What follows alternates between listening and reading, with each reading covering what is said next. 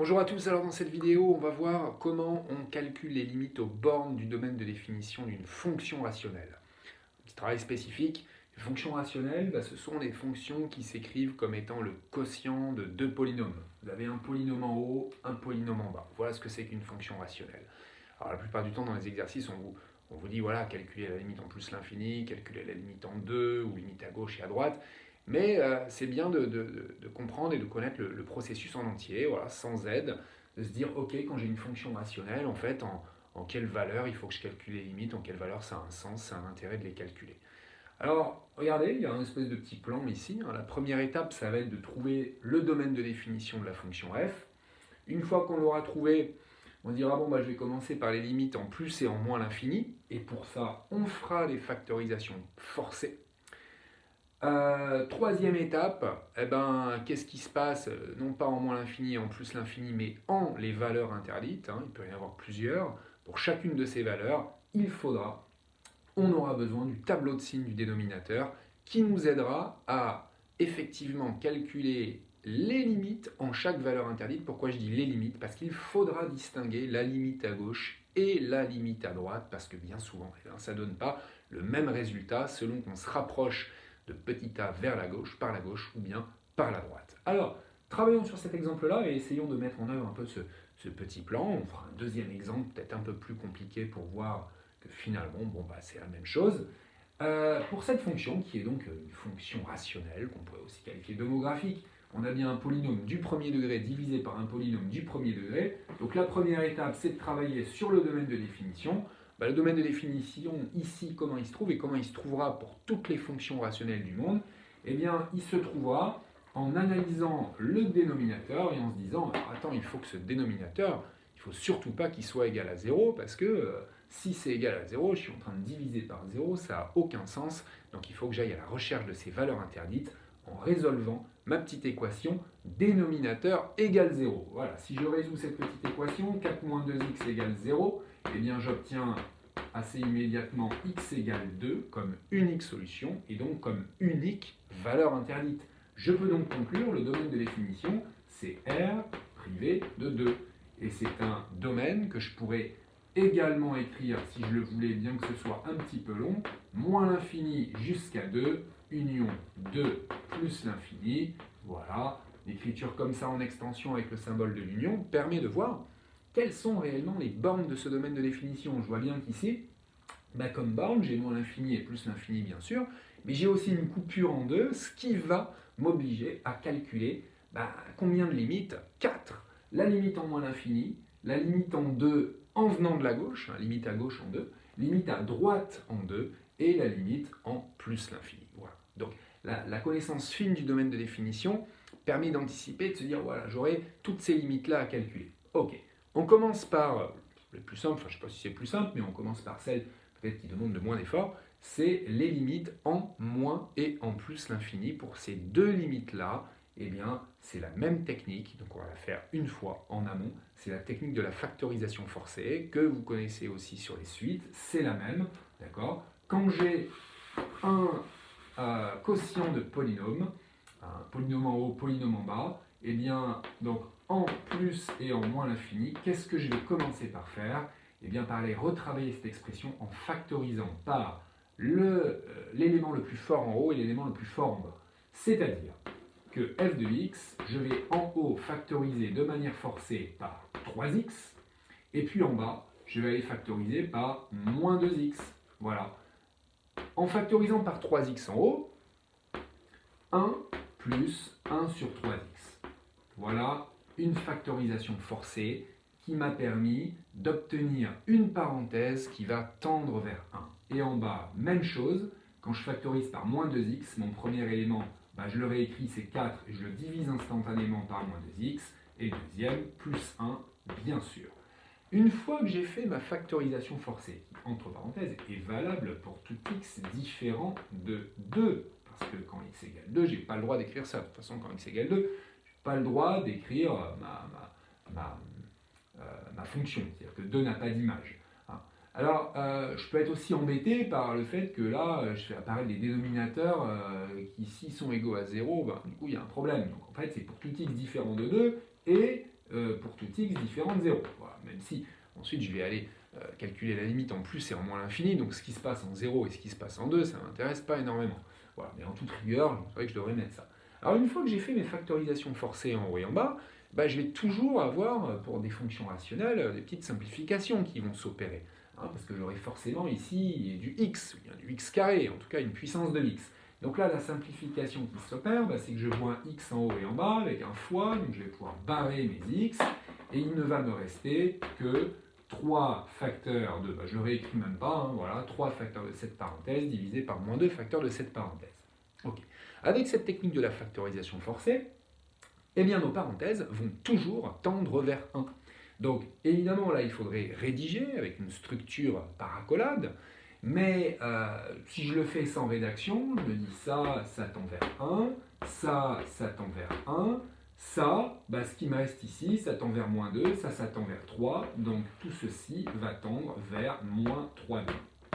Et ceci, que x tende vers moins l'infini ou que x tende vers plus l'infini, parce que ces parenthèses vont toujours tendre vers 1, et là, j'ai plus de x, donc finalement, la limite en plus l'infini, ici, c'est la même que la limite en moins l'infini, d'accord, je l'écris comme ça, limite de f de x en plus l'infini, ça fait moins 3,5, et la limite en moins l'infini, ça fait également moins 3,5. Donc la technique est la même en plus et en moins l'infini, factorisation forcée. Dans certains cas, quand on n'a pas le même degré en haut et en bas, eh bien on pourrait très bien avoir des x qui restent soit en haut, soit en bas. Hein, par exemple, je sais pas, on pourrait avoir, si j'avais mis un 3x carré ici, eh bien j'aurais factorisé par 3x carré en haut et par moins 2x en bas, et auquel cas ma simplification m'aurait laissé des x en haut, et auquel cas eh bien, la limite en moins l'infini n'aurait pas été la même que la limite en plus l'infini, parce que ça, bah, quand x tend vers plus l'infini, ça tend vers plus l'infini, en divisant par moins 2, ça va tendre vers moins l'infini, et si x tend vers moins l'infini, bah, c'est exactement le contraire qui se passe, ça tend vers moins l'infini, en divisant par moins 2, ça va tendre vers plus l'infini. Donc il y a quand même une petite vérification, une vigilance à avoir quand on fait tendre x vers plus ou moins l'infini, mais en amont, la technique est la même, c'est la factorisation forcée. Ok, donc ça c'est ce qui se passait en plus et en moins l'infini. Qu'est-ce qui se passe maintenant en 2? Alors, en 2, il va falloir, on l'a dit, qu'on distingue la limite à gauche et la limite à droite, il va falloir qu'on dresse le tableau de signes du dénominateur pour calculer proprement la limite. On peut déjà faire une petite analyse, là j'enlève mon carré que j'ai ajouté tout à l'heure. Quand x se rapproche de 2, pour le numérateur, bah, en fait il suffit de remplacer x par 2, par continuité pour ceux qui ont déjà vu la continuité, mais la limite en un point du domaine de définition pour une fonction continue, eh ben, c'est l'image. Donc il faut que je remplace ici x par 2, 3 fois 2 plus 1, ceci tend vers 7. Voilà. Qu'on vienne de la gauche ou de la droite, c'est la même limite. Ça se rapproche de 7 quand x se rapproche de 2. Par ailleurs, le dénominateur, on le sait, ça tend vers 0, 2 étant une valeur interdite. Là, je vais me rapprocher de 0 lorsque x tend vers 2. Ok, donc on voit bien que le 7 sur 0, entre guillemets, va me donner non pas une forme indéterminée, mais une forme que je vais devoir préciser, parce que un 7 sur 0, est-ce que c'est un 0 plus ou un 0 moins? C'est-à-dire, est-ce que je me rapproche de 0 en étant positif ou négatif? C'est ça qui va impacter fortement le résultat de la limite, qui va peut-être faire tendre la chose, ici le quotient, vers plus ou vers moins l'infini. On sait que ça va donner de l'infini, mais est-ce que c'est un plus ou un moins l'infini? Ça, c'est le tableau de signes qui va nous le dire. C'est la raison pour laquelle, quand on travaille sur la limite en une valeur interdite, il faut absolument faire le tableau de signes du dénominateur. Alors ici, au dénominateur, on a une fonction affine. Donc on a besoin, dans un premier temps, d'aller dresser ce tableau en utilisant nos connaissances sur les fonctions affines. On sait que 4 moins 2x, ça va s'annuler en 2. D'accord? Donc j'aurai un 0 ici. Et ensuite, connaissance des fonctions affines encore. Là, on a un coefficient directeur qui vaut moins 2, qui est négatif. On est donc en présence d'une fonction affine dont la droite représentative, eh bien, c'est une droite qui descend. Voilà, une fonction décroissante. Donc le tableau de signes, ça va être plus, moins, parce que ma droite, elle part des positifs et elle descend vers les négatifs. Voilà le tableau de signes de 4 moins 2x. Ce qui me permet d'aller commencer à aller travailler sur la limite à gauche et à droite, tranquillement. On va commencer par la limite à gauche. La limite à gauche, c'est quoi? ben, c'est la limite de f de x quand x tend vers 2 en étant inférieur à 2. Donc il faut que je détaille en donnant d'abord le résultat de la limite de 3x plus 1, qui, elle, on l'a dit, vaut 7, quand x tend vers 2, x étant inférieur à 2. D'accord? Voilà. Alors, est-ce qu'on sera un tout petit peu à gauche de 7, un tout petit peu à droite de 7? C'est absolument pas du tout utile de le préciser, parce que 7, voilà, ne pose aucun problème, donc on le laisse comme ça. Hein. Par contre, en bas, là, il va falloir préciser les choses, parce que 4 moins 2x, quand x tend vers 2 en étant inférieur à 2, ok, ça tend vers 0, mais ça tend vers 0. Comme on vient de la gauche, parce qu'on se rapproche de 2 en venant de la gauche, on est inférieur à 2, en se rapprochant de 2, on tend vers 0, mais en restant positif. Donc ça nous donne ce qu'on a le droit d'écrire, cette notation 0+, qui veut dire que, ok, la limite c'est 0, mais par valeur supérieure, c'est-à-dire que je vais aller me rapprocher de 0 tout en étant positif. Et ceci est important pour le calcul final de la limite, parce que quelque chose qui tend vers 7 divisé par quelque chose qui tend vers 0 en étant positif va me donner, d'après la règle des signes, quelque chose de positif. Donc c'est un infini, mais positif. Par quotient, on va écrire que la limite de f de x quand x tend vers 2 en étant inférieur à 2, c'est plus l'infini. Voilà pour ma limite en 2 à gauche. D'accord ? Il arrive de trouver des notations où au lieu de mettre ces deux lignes-là, il y a écrit non pas 2 en étant inférieur à 2, mais 2 moins, ce qui veut dire qu'on est à gauche de 2. Notation un peu maladroite selon moi, parce que le moins fait penser au signe, et que le signe ici de x, pas du tout négatif, hein, au voisinage de 2, qu'on vienne de la gauche ou de la droite, on est parfaitement positif. Donc on peut réserver ces petits moins et plus plutôt lorsque x tend vers 0, mais pas quand x tend vers une valeur différente de 0. Si jamais je calcule la limite à droite maintenant, qu'est-ce qui se passe? Eh bien, j'ai là aussi besoin du tableau de signes. Pour la limite à droite, j'aurai des inversions ici, parce que x tend vers 2 en étant supérieur à 2. Ok. Et là, d'après mon tableau de signes, quand je me rapproche de 2, quand x se rapproche de 2, mais en venant de la droite, c'est-à-dire quand x est supérieur à 2, eh bien, je vois bien que je vais tendre vers 0, mais en étant négatif. Donc ici, je n'ai pas un 0+, j'ai un 0-. Okay. Je me rapproche de 0 tout en restant négatif. Donc là, par quotient, parce que ce 7 reste 7, il reste positif, eh bien j'aurai moins l'infini d'après la règle des signes. Donc finalement, ça y est, j'ai calculé toutes mes limites, les limites en moins et en plus l'infini, et les limites à gauche et à droite en 2. Alors, ces limites-là, quand vous les avez calculées, c'est que bien souvent, auparavant, on vous a demandé de construire le tableau de variation de la fonction f, d'accord? Et les limites ont un intérêt, dans le sens qu'elles vont aller compléter le tableau de variation. C'est-à-dire que très certainement, vous avez eu un tableau de variation dans lequel vous avez trouvé que votre fonction f, ici, elle était croissante, puis croissante avec une belle coupure en 2, ici, d'accord? Avec nos calculs de limite, on va pouvoir compléter ce tableau, parce qu'on sait qu'en moins l'infini, la limite, c'était moins 3,5. En plus l'infini, la limite, c'était également moins 3,5, mais on a aussi calculé la limite à gauche en 2 plus l'infini, et à droite en 2 moins l'infini. Et il y a toujours une petite vérification à faire dans le tableau pour vérifier la cohérence. Hein, les limites doivent être cohérentes avec les flèches de variation. Là, une fonction qui monte comme ça en partant de moins 3,5 et qui arrive à plus l'infini, c'est cohérent. On redescend en moins l'infini, et puis on monte vers moins 3,5, c'est cohérent. Si on avait trouvé ici moins l'infini et ici plus l'infini, il y aurait un gros problème. Comment vous voulez être croissant en allant vous diriger vers moins l'infini? Pas possible. Donc c'est un bon moyen de vérifier vos calculs de limites également, en plus bien sûr de la vérification calculatrice, hein, d'aller vérifier en plaçant ces limites dans le tableau de variation. Voilà pour ce premier exemple.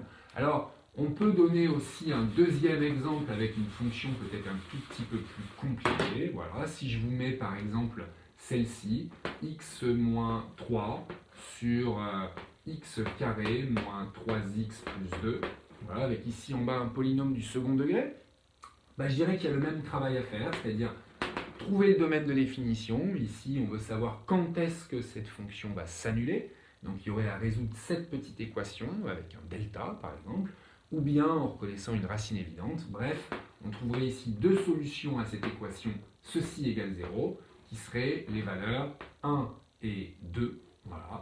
Donc, R privé de 1 est privé de 2 pour le domaine de définition, ce qui va nous permettre de comprendre qu'il faudra calculer beaucoup de limites, puisqu'il faudra calculer la limite en moins l'infini, la limite en plus l'infini, bien sûr, mais également la limite à gauche et à droite en 1, et à gauche et à droite en 2. D'accord. Pour la limite en moins et en plus l'infini, la factorisation forcée va nous donner, en factorisant en haut par x facteur de 1 moins 3 sur x, et en bas, x carré facteur de 1 moins 3 sur x carré, c'est-à-dire 3 sur x, plus 2 sur x carré. Voilà. Nos parenthèses tendent vers 1, bien sûr, mais il y a aussi un petit travail ici de simplification, où on va avoir, en divisant par x en haut et en bas, ici 1, ici x. Quand je vais faire tendre x vers plus l'infini, ces deux parenthèses tendent vers 1, ceci tend vers plus l'infini, donc par quotient, on va avoir quelque chose qui tend vers 0 lorsque x tend vers plus l'infini. Et également quand x tend vers moins l'infini, parce que quand x tend vers moins l'infini, ceci tend vers moins l'infini, et quelque chose qui tend vers 1 divisé par quelque chose qui tend vers moins l'infini, ça tend vers 0 également, donc quand x tend vers plus ou moins l'infini, ceci tend vers 0. Maintenant, intéressons-nous à ce qui se passe en les valeurs interdites. En les valeurs interdites, c'est-à-dire en 1 et en 2, on doit distinguer, on le sait, la gauche et la droite, mais pour le faire proprement, on a besoin du tableau de signes de x carré moins 3x plus 2. X carré moins 3x plus 2, polynôme du second degré, on a déjà calculé les racines, qui étaient 1 et 2. Donc les racines se placent ici dans le tableau. On sait que ça va s'annuler en les racines. Et la connaissance de la parabole représentative de cette fonction, voilà, orientée vers le haut. Pourquoi? Parce qu'ici on a un petit arbre qui vaut 1 qui est positif, donc ma fonction est comme ceci, donc plus moins plus pour cette fonction du second degré, plus moins plus. Et ce tableau de signes va nous aider bien sûr à aller calculer la limite en 1 à gauche et la limite en 1 à droite, pareil pour 2. Pourquoi? Parce que on va avoir une indication sur le 0 moins ou le 0 plus du dénominateur. Je le fais sans rédaction, mais regardez bien. Si je calcule la limite en 2, voilà, qu'est-ce qui va se passer en 1 d'ailleurs, pardon, plutôt, en 1, ceci, ça va tendre vers moins 2. 1 moins 3, ça fait moins 2. Ceci tend vers moins 2. Ceci, bien sûr, va tendre vers 0. Mais si je commence à travailler avec la limite à gauche, eh bien, j'aurai au dénominateur quelque chose qui va tendre vers 0, mais en étant positif. Donc j'obtiendrai du moins 2 divisé par 0 plus, ce qui va me donner, d'après la règle des signes, du moins l'infini. Donc à gauche, je peux dire que la limite de f de x quand x tend vers 1 en étant inférieur à 1, c'est moins l'infini. Si je calcule la limite à droite maintenant, eh bien j'aurai plus du 0 plus, parce que je viens de la droite, j'aurai du 0 moins, parce que c'est négatif à droite de 1. Donc, d'après ma règle des signes, eh bien, la limite à droite en 1, elle vaut plus l'infini, parce que j'ai du négatif divisé par du négatif. Si je m'intéresse aux deux limites en 2 qui sont en 2 à gauche et en 2 à droite, même chose, il faut que j'utilise mon tableau de signes, d'accord? Il faut aussi que quand même que j'aille voir ce qui se passe au numérateur, parce qu'au numérateur, ça va tendre vers 2 moins 3, c'est-à-dire moins 1, donc j'aurai encore quelque chose de négatif. Voilà.